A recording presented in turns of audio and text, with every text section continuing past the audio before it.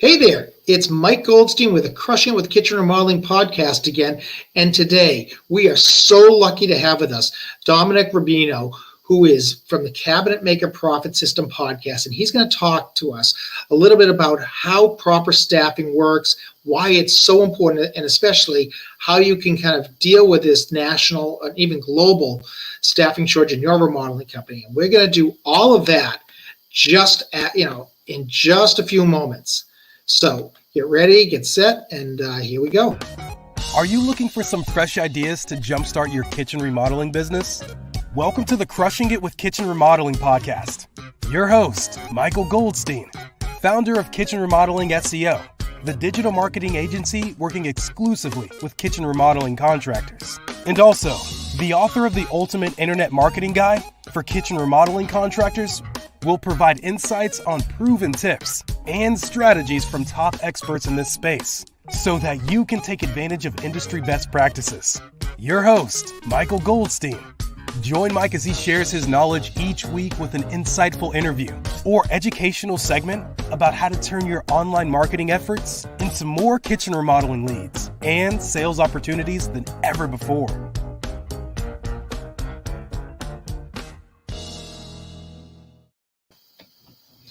And we're back, and we are live today with Dominic Rubino. Dom, thank you so much for joining us. We're so excited to have you on the podcast. I'm excited to be here. I'm actually glad your show exists. How's that for being happy?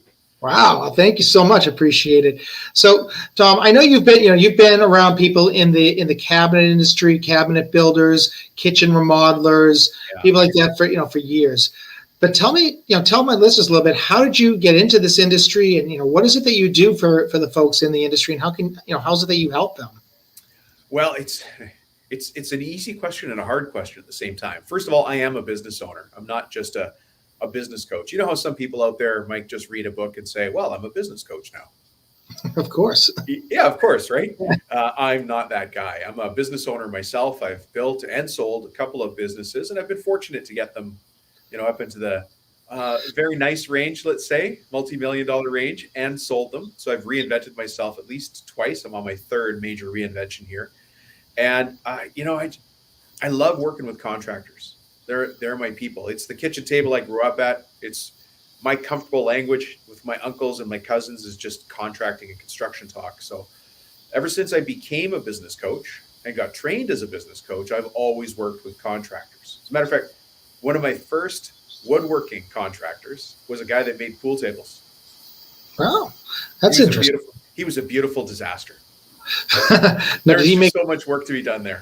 Did he make hardwood pool tables? I'm envisioning like a bowling alley pool table hybrid. Custom, beautiful pool tables.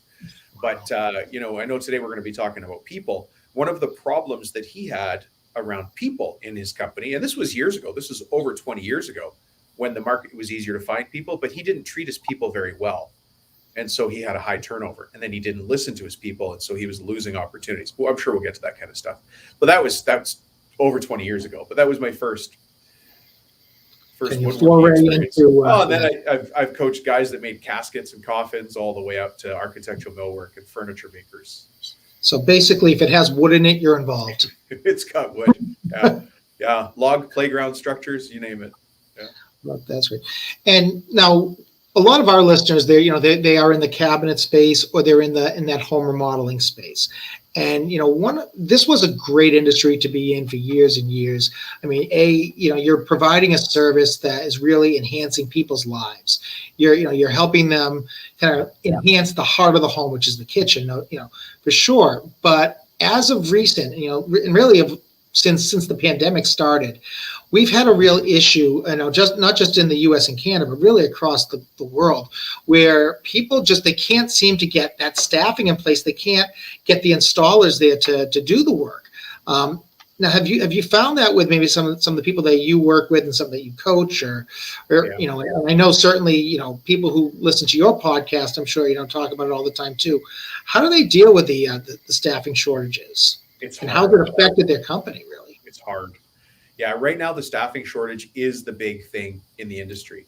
Guys like me, we're supposed to give good advice and have, future sight. And when this whole pandemic hit, I thought, business is in real trouble. I did not expect things to go through the roof on sales. I did not expect things to get busier. But at the same time, we've got, people who've decided not to go back to work for any reason. We're not going to talk politics here. But then just this sort of feeling of people of a certain age, I'm going to say, younger people who don't want to work, who aren't going to work. And, it's really hard to find people. Now, listen, every economy has its problems, right? We've had problems getting sales. If you remember the 80s, the mid 90s, it was really hard to find work at all. Like as contractors, you're just begging to get a kitchen. You're begging to get another gig. And now we've got a problem where we've got lots of work, but we don't have people to deliver it, which is pushing out our schedules. And it's not just us, Mike. As you've seen, this problem affects all the other trades. So a GC is pushing those timeframes down to us. We're being pushed back because they don't have enough people, or another trade can't do what they do. And you've got cabinets, boxes stacking up in your shop. It's kind of a, beautiful disaster. Yeah, no, it really is. And, I find also you kind of have two sides of this. Is you have the folks who, they don't want to go to work. So now you got these big companies who they simply can't deliver on all the sales they've made. But then on the other end of it, because of that staffing shortage, now we have a supply shortage. And because of the supply shortage, you got the smaller guys who they just can't get supply in at all, or they can't get it in at the price that they need to. So they don't have any work. And it's amazing that, we can't kind of create a marriage here. And I've always been a proponent of, well, why not, create fractional employees, right? Where, you must have 5 friends who have nothing to do. They're begging for work, bring them on, when you have small jobs or, that you can't do. Why not? I mean, by the way, that's a great point. There's nothing stopping you from going to the shop teacher at your local school and saying, do you want to work over the summer? Come work in my shop. But you just raised a good point. If there's a small shop listening right now who says we can't get supply and we're not keeping up with sales, then go to a busy shop and take sub work. It's called trade work. You'll be as busy as you want to be doing trade work. Now, you still have to stay profitable. And that's, my show is all about being profitable as a cabinet maker. So I don't want you giving away your work. But there should be no reason right now, no reason whatsoever that you're not as busy as you want to be, given your tooling, giving your setup, giving the people that you do have. To be able to produce work, because there's lots of business out there, and the other people that have a lot of, they're stuck. They've only got certain production capacity. We can take some work off their shoulders. And the other part of it is there's plenty of people who want to work, and they just don't know who to talk to. They don't know where to turn. Right. And it's what a lot of our clients in the cabinet space and in the home remodeling space, they've actually taken the approach of let's take what has worked for us for years and years, Google ads and Facebook ads and all kinds of marketing things that have driven in actual leads, and let's turn that into a recruitment platform. Love it. So there's that too, and that's something that I think is going to become bigger and bigger. But right now, at the end of the day, the question I ask to all my clients is, why can you not perform 20 jobs a month? Why are you only at 10? And a lot of times it really isn't supply, because the bigger companies, they've got the supply, they can they have everything on order.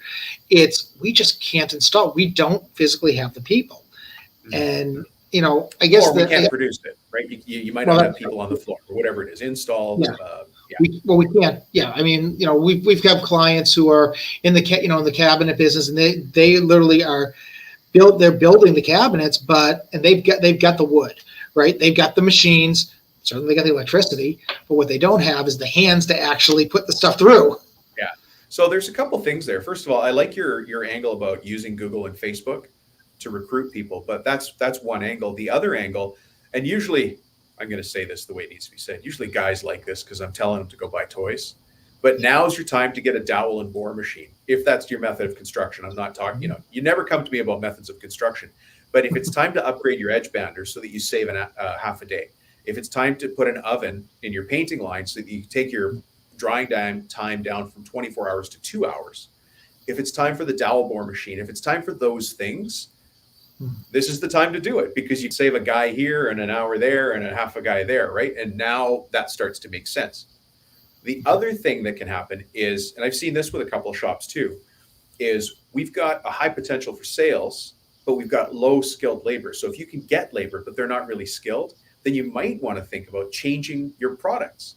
For instance, going to closets, right? Because closets, you're cutting a lot of sheet goods, edging it. It doesn't, you're not doing range hoods. You're not doing the custom stuff that tends to bottleneck an operation and sort of squeeze down things, right? Now, you mentioned something that's kind of interesting is, you've got, I don't want to use the word unskilled labor because they certainly have skills. Lower skilled. You have a lower skill. I mean, what is your opinion of, can you train these people to have more skills? I mean, you don't need necessarily to go out and find people to do this and that. And I mean, originally, yes, you want to have, a set of workers for one set of tasks and a set for another set of tasks because you're so busy. But if you have people and they're standing around and they got nothing to do because, you didn't want to take on new jobs because you have a supply issue, whatever the issue might be, put them to work and just teach them something. And yeah, you might have to pay them a little more because now they become more skilled, but don't be afraid of that. No. And you know what? We're saying all this, assuming that you've got people in your crew that you want to keep around. Well, so of course, every crew's got some people who are just a dark cloud, right? Yeah. Who was it from Snoopy? Linus? Who's the one the mud cloud, the dust cloud? Yeah. If you've got that kind of person on your team, it's hard to let that person go because we need all hands on deck. But if you do have somebody who's a cancer in the organization, that could be stopping you from getting new people or stopping you from getting the best you can out of your team. And that one, some people are listening and they're going, but Dom, but Mike, you don't understand. And I get it. It's hard to let that person go, but cancer's cancer and it wraps itself around things and it chokes them. So I know we're talking about getting more people, but one of the problems that you may have and might have to address is one of the people I have is slowly killing us from the inside. That's got to be dealt with. You can't stick your head in the sand. Well, it sounds more like you're talking about optimizing your workforce than anything, and that's you're absolutely right. How many times have you dealt with a company who's doing $1 million in sales, and you say, "Okay, that's great. What's your profit?" Oh, well, I don't have that. We're hoping to make a profit one day. Right. And I know that. I mean, that's what you do is you help people turn that around and figure out how you can get that profit going, but a big part of that generally is there's somebody in the organization that, is creating a bottleneck. There's a cancer in the organization. And by getting rid of that, that could be the case. But, on the positive side, you're right. I need to train my people. And, there's a joke we talk about, I've heard in the training industry for years, that people say, Dom, what if I train my people and they leave? And then the opposite's true. What if you don't train them and they stay? Yeah. That's even worse, right? Yeah. So we do have to train people, and there's systems and processes that you can put in place, that we can all put in place to train people better and train them the way we want things done. But, ultimately you're going to have to train some people if you want to grow your business. Yeah. And I think, again, one of the fears that I hear a lot from my people is that, but if I train them and if I give them a new skill, now I have to pay them more. And well, yeah, you have to pay them more, but doesn't it cost more money to hire, if you're lucky enough to find that more skilled worker, now you're paying that more skilled worker and you're paying the less skilled worker. Yeah. You're not paying them more. You're optimizing your payroll. I want you to imagine a banker, your bank manager, out for a golf game. Can you imagine that for a second? His pasty white legs and those tacky shorts. And he's going, and you're just about to tee off, and he says, "Hey, Mike, how many employees you got?" And you say, "Oh, 10." So he's not asking you how many employees you has. He wants to do the math on what's your sales per year, because he knows a number as a banker that he can do the math easy on, and that number is for every full-time employee, you need to have $150,000 in revenue for each full-time employee. It's called 150K per FTE. That's the dry business coach economist number that I want to give you. But every employee you don't have also means you're restricting yourself. You can't get that extra 150 in sales. Right. Now, can I do the math on that, Mike? That 50? Yeah. It's real quick. I just want to explain it to your listeners here. Why is it 150 grand?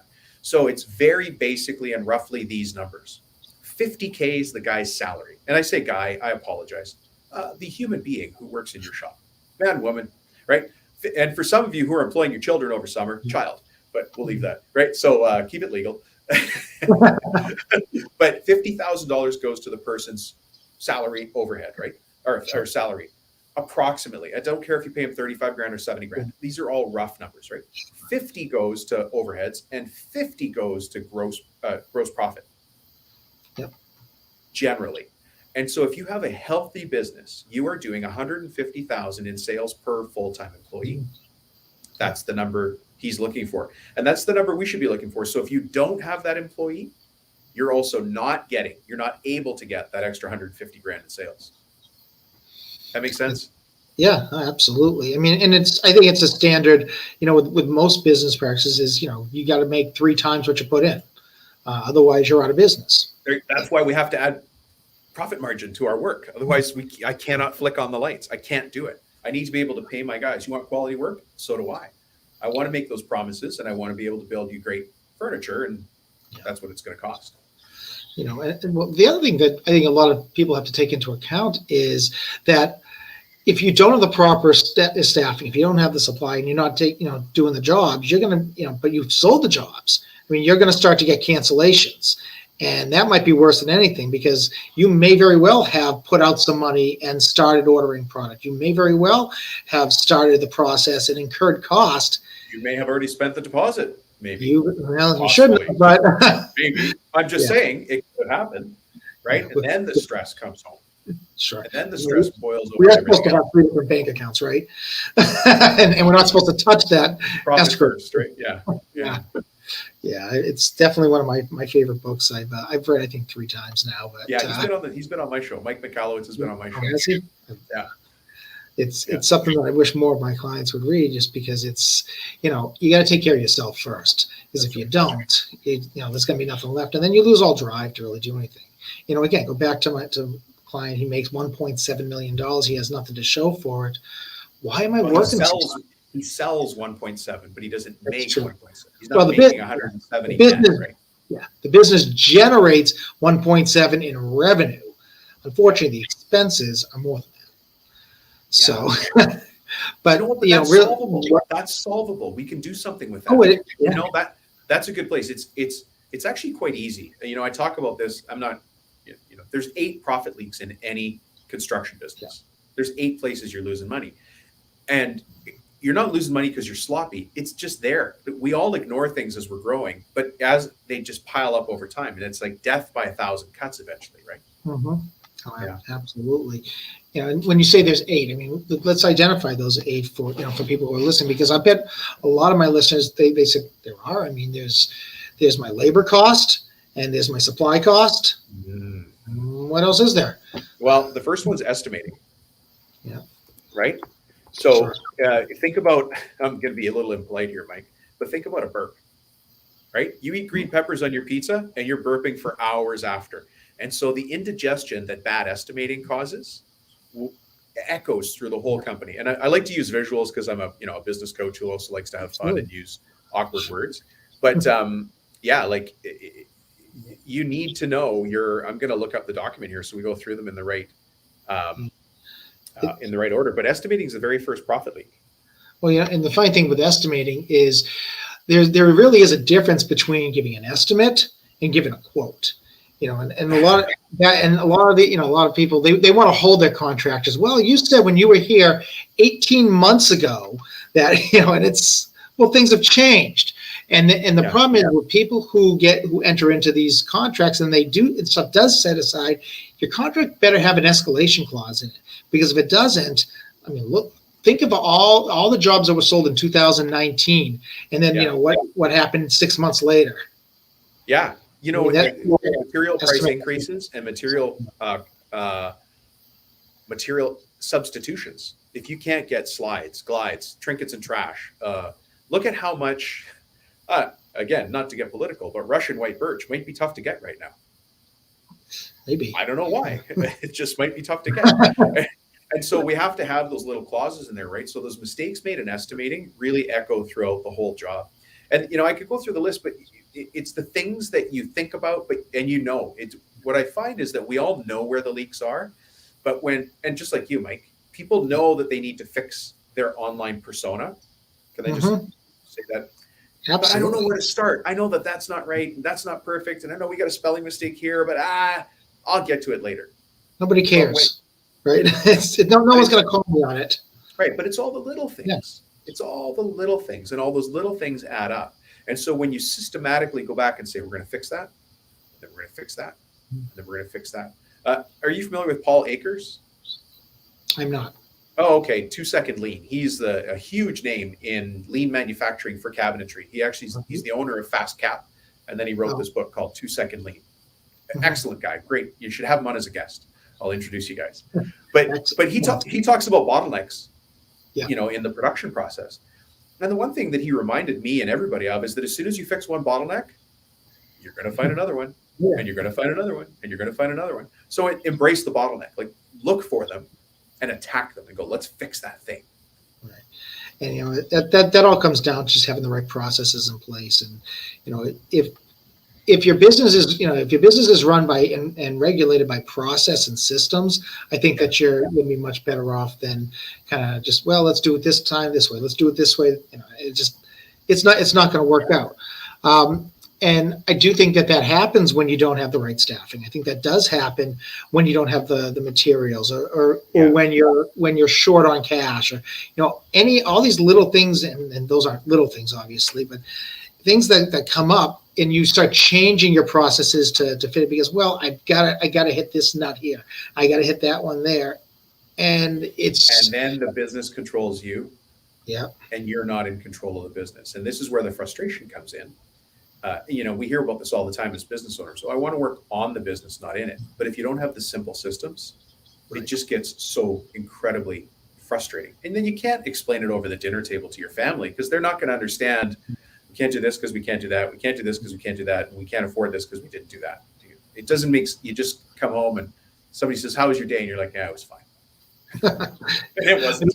It's fine. So I had a conversation with one of my clients the other day, and we were talking about bringing in account managers because I said, you can't do all the sales yourself, manage the projects, manage the customer, run the business and all that. So they said, well, that was a good idea. So we're working on, let's bring in some account managers to help with the sales. And I said, oh, great. Now, I'm just curious, can I see your SOPs? And they said, an SO what? And and it's like, well, do you have any kind of a statement that the new account manager is going to follow? Do you have a process so that they can rinse and repeat? And they looked at me like I had two heads, quite frankly. It's like, well, they know to do their job, and that's another part that I find is, again, you've got to have that system, because if you don't, you're just not going to be profitable, and you're not going to be able to follow you're going to do it differently each and every time. And not only that, but people, and I don't mean to be callous, but people are replaceable. Systems are not. Let's look at, I'm from the Boston area. Let's look at the great New England Patriots and take away all the nonsense and the cheating and this and that. You know what they really are?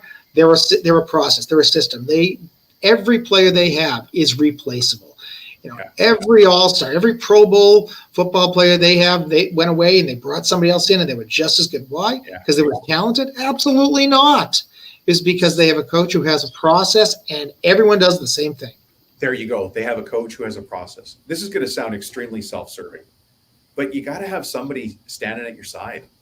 The challenge and the real challenge, Mike, is that everybody in this business started on the tools. There might be a few people here who didn't start on the tools, and maybe it's a family business and they've, worked their way through estimating or design, and now they're in the company. But let's just take the other 99% who started on the tools. They didn't go to elementary school saying, I want to own a company one day. They didn't go to high school saying, I want to own a company one day. If they chose to go to college, university, they didn't do that saying, I want to own a company one day. And here they are owning a company. I can't tell you how many people I've talked to who say, hey, Dom, we're at $2 million.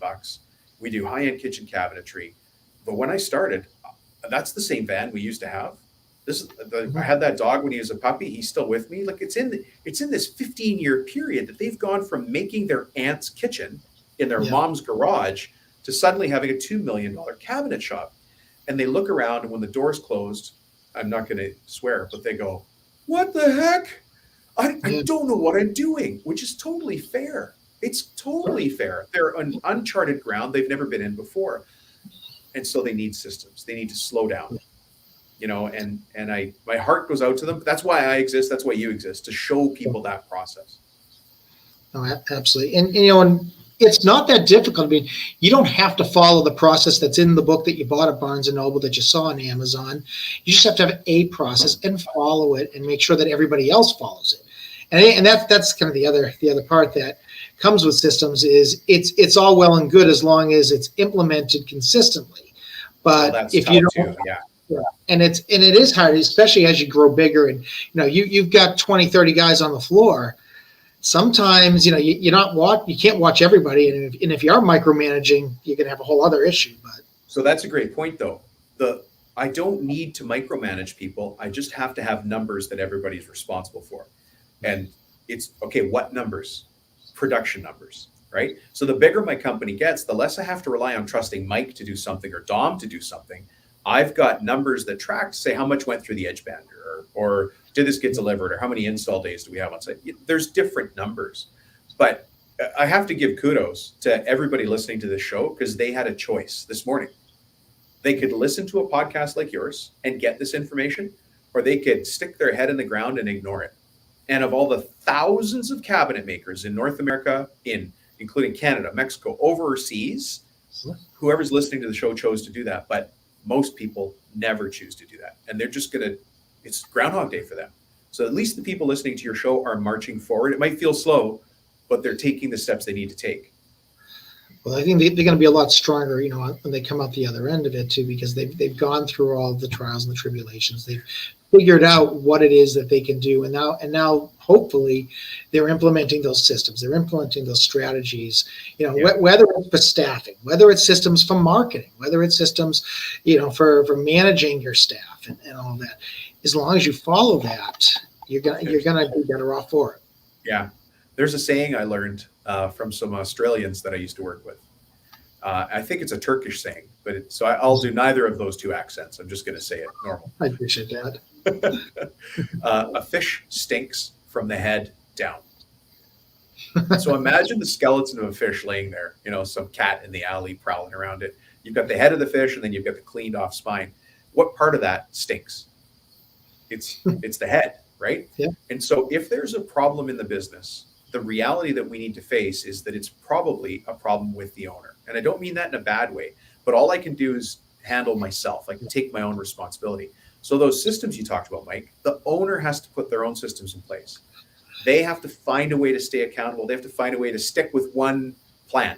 You can't just always change the plan for people. You got to stick to one thing, and then eventually work that into the company, and then the next thing, and the next thing. And it gets easier as you go. It's hard in the beginning. It gets easier as you go. Wow. Simple systems. That's really great advice. I mean, John, you have really just dropped some golden nuggets of knowledge on us today. And I appreciate it. I know everyone listening appreciates that. But I imagine that a lot of my listeners, they are looking for some help. They're looking for a mentor, a business coach. Mm-hmm. And if they like what they've heard, how would they get a hold of you? I'm so hard to find. I'm kidding. I always joke, if you can't find me, you ain't looking. So I have a podcast in this space as well, which is why I opened by saying I'm so happy that you exist, because I get questions about online optimization and finding, there's just a lack of resources. So it's nice to see a specialist. So my podcast, which you've been a guest on. Yes, I have. I appreciate it. So nobody should be sipping. What's that, Mike? No, it was a blast. Yeah, because we're talking, we know who we're talking to, and we understand, the general challenges people have, and we can tell some stories. Yeah. But before I say my show name, I don't want anybody to be sipping their coffee, because they're going to spit it all over the windshield. It's pretty specific. It's called Cabinet Maker Profit System. Say that 3 times fast. Cabinet Maker Profit System. Cabinet Maker Profit System. So, I always joke, like, that's a pretty specific focus, right? But I do want to point out that I did not name it the left-handed vegan cabinet maker profit system, because that would be too specific.